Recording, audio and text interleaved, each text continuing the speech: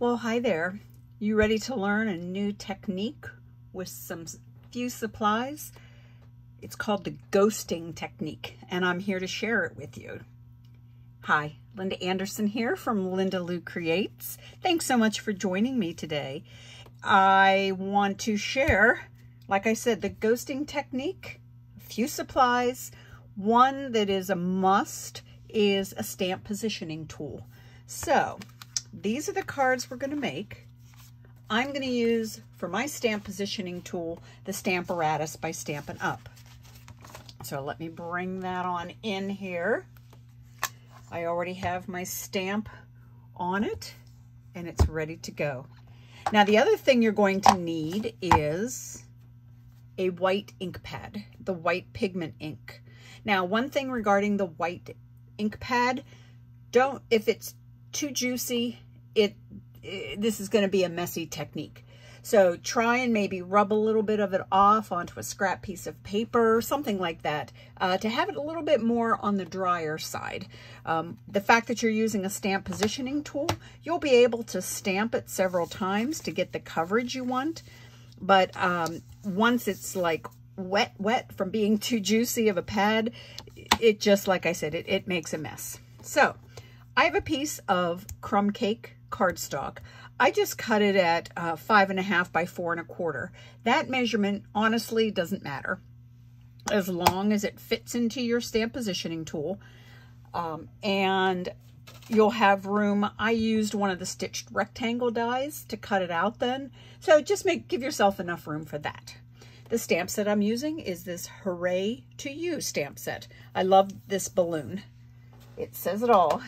Happy birthday. So I have it positioned in here. I do have it hitting onto that onto the crumb cake cardstock. So let's go ahead and get this stamped. So I'm just going to ink up the happy birthday balloon. And now keep in mind, being a pigment ink, it does stay wet a little longer than usual. Your dye inks, they dry immediately. So let's see what we got here.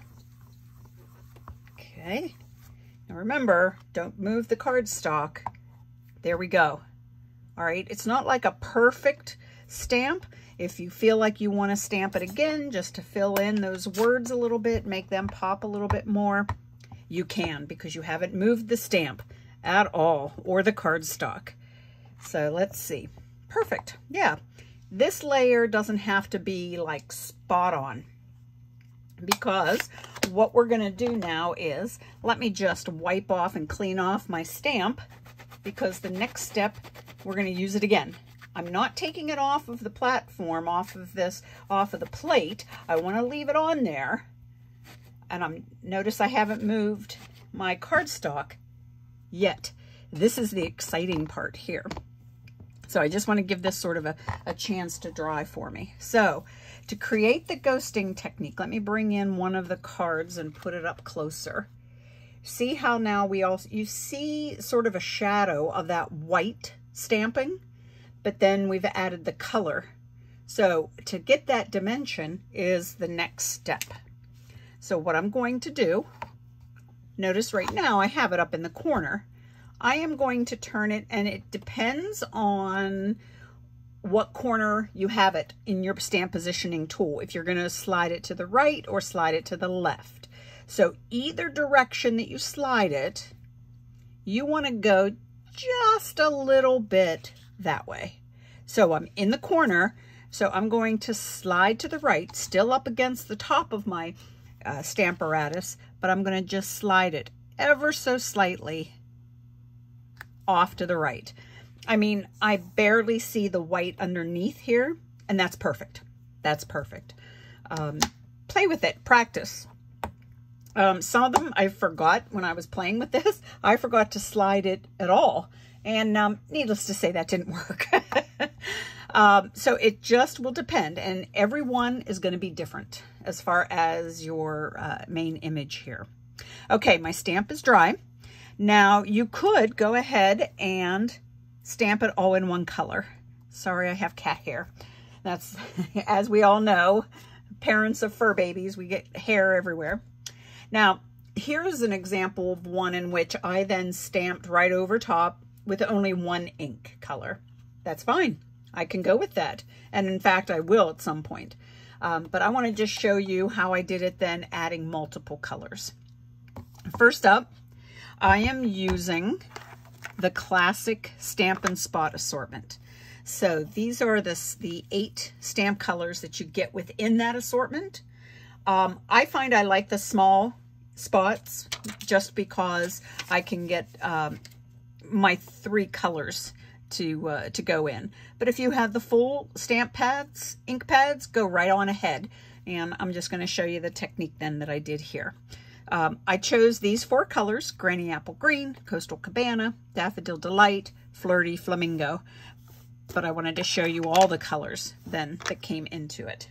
So, all right, let me just go ahead. I'm thinking of the yellow is the lightest color. So I don't want to contaminate my ink pad. So I'm going to go with the yellow first. And what I'm going to do with this is just kind of ink right down the middle, okay, at a diagonal. Doesn't really matter. There's no rhyme or reason to that. Now I'm going to go on either side of it. So let me just grab the Flirty Flamingo. I want to make sure that with the next stamping, that I do overlap the previous stamping, which would mean then that yellow. And let me just go with the Coastal Cabana just for fun. So now I'm going to come down on the lower third of the balloon, as well as the tail. All right. If you feel the need, if you've taken it a while to stamp, you might need to do the huffing technique. Now, yeah, all that is blowing hot air onto this to sort of reactivate the ink. So that's all it would take. And now I do have this moved over slightly. I'm going to go ahead and stamp this down. I have the 3 colors on. And when I lift it up, this is always the fun ta-da moment. Here we go. Ta-da! If I wanted to go back and do any additional coloring or adding of ink to kind of deepen that, feel free. I'm okay with that. I like the way that looks. So from here, like I said, I will then cut this out using one of my stitched rectangle dies, which I have already done. So let me set my Stamparatus off to the side. And I'm going to start with this card. All right. I already have my balloons stamped. The technique is the same. So doing that, there's no difference there. So I have that already inked up. I used the Coastal Cabana. This time I put the yellow on the outside and then the Granny Apple Green in the middle. So there's my balloon with the ghosting technique. You can see that cool white shadow to the behind it. Die cut it out with the stitched rectangle die. Now this die, it measures approximately 4 3/4 by 3 3/8. So I cut then my black piece to be 1/8 of an inch bigger. Excuse me, 4 7/8 by 3 1/2. Adhered those two together. I do want to pop this up. I could put a bunch of dimensionals on the back, which you know I would. However, this time I just adhered a piece of fun foam on the back, and now I have my dimension right there. Okay, the card base is the thick basic white. I love my top folding cards, so that means that they are all the 4 1/4 by 11, scored right here in the middle. I have also a piece, now I'm giving you a sneak peek of the Brights Designer Series paper 6x6 assortment.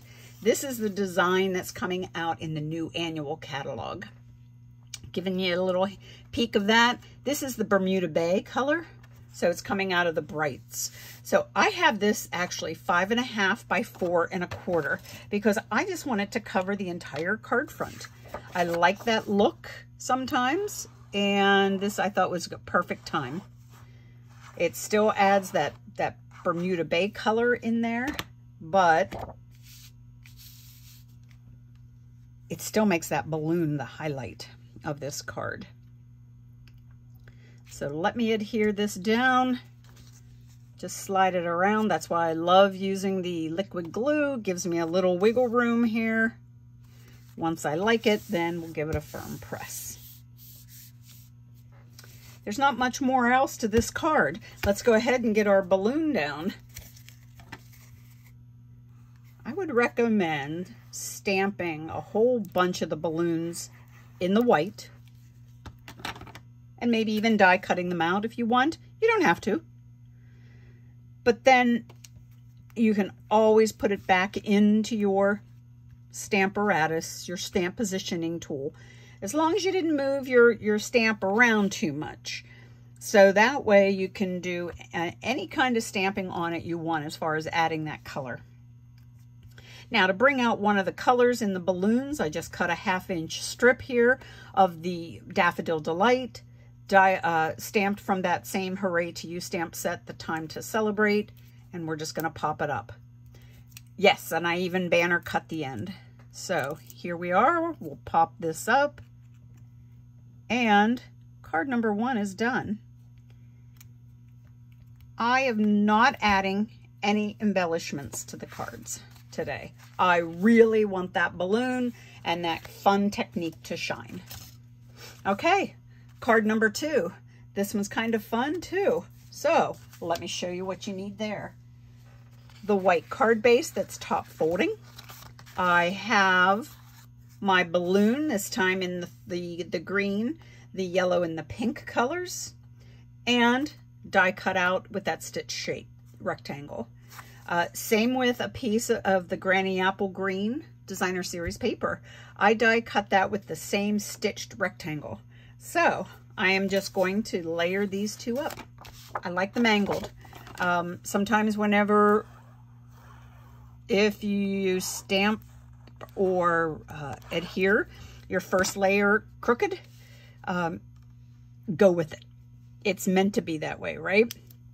And then I'm making this one at the angle, crooked, angled, I guess is the better word. I'm going to angle the same one, okay? I'm going to angle the other one as well, just obviously going in the opposite direction. So here we go. Again, popping it up using Fun Foam. So that way I'm not using a whole bunch of my dimensionals. Oh, who am I kidding?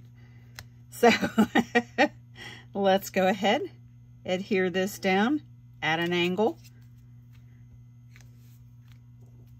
hold that in place. While I show you then now, this is a piece of Flirty Flamingo, a 1/2-inch strip that I also did the same stamping on, same banner cut. Like I said, I really want the balloons to be the highlight of these cards, so I'm trying to keep them somewhat on the simple side. So let's go ahead, put this down. All right, card number 2 is complete. That easy. Yes, I know, it's nice having the balloons already done ahead of time, but that can easily be done. In one sitting, you can make a bunch of balloons. So, all right, the third one, I'm going to make a fun fold card. Very simple fun fold card, though. So here we go. Let's get the supplies that you're going to need for this one. First up, the card base. Originally, it was cut the same way.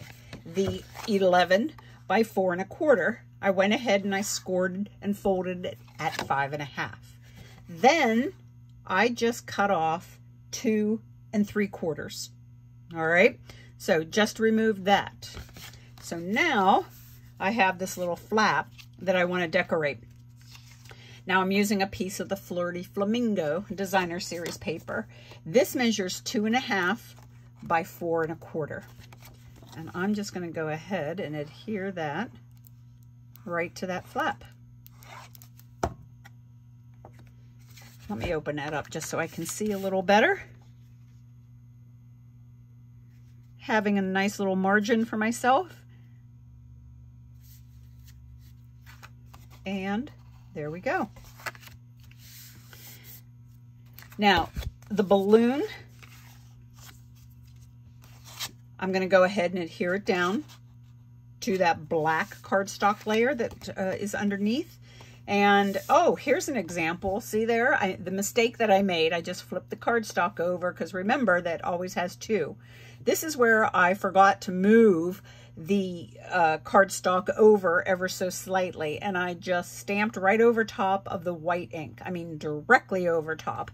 And you really don't get that same effect, the same ghosting effect. So, like you do on this one, where the white does pop out, and you have a nice little shadow of that. So there you go. I got to show my my mistake to you. Let's go ahead and get this put down. So this one, I used the Flirty Flamingo, Daffodil Delight, Coastal Cabana. So I pull in the cardstocks also that coordinate with one of the colors then within the balloon itself.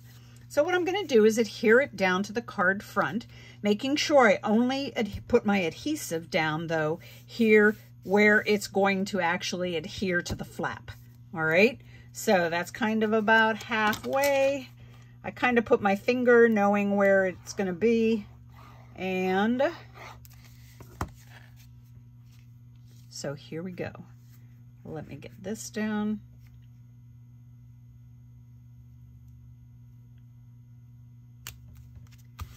Now on the inside of the other ones, I really didn't show you what I did, but it was stamped with a sentiment.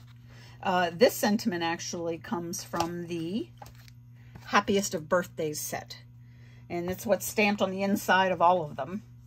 All right. Now this one, because it's a fun fold, I just wanted to kind of make it a little different on the inside, just sort of step it up. So I die cut with that same stitched rectangle out of the black cardstock. All right. So this is the one that measures the 3 3/8 by 4 3/4. Then I cut stamped on the white. This measures it as 1/4 of an inch smaller. And that means that it measures 3 1/8 by 4 1/2. All right. So now this is going to get adhered to the inside, but I want to make sure that I have it lined up so I don't see it. So here's my little trick for that. I'm going to actually use a tape runner for this one. Sometimes that wiggle room that liquid adhesive gives you can not be the friendliest for you whenever it comes to certain things. And this is the one that I found I prefer to use the tape runner. So here we go. Let me open it up. And I know that this is obviously the top of my card. So I want to make sure that my sentiment is at the top. So I'm going to flip it over. And I see here that I still have a margin from the black cardstock layer that's already adhered onto the front of the card. All right. So now I'm going to close the back flap down on that adhesive, and there you go. It's in there and it's hidden right behind. Pretty cool, huh? Sentiment. This time I have the banner cut. I did it on the left side instead of the right, just to change things up. And let me just adhere that down.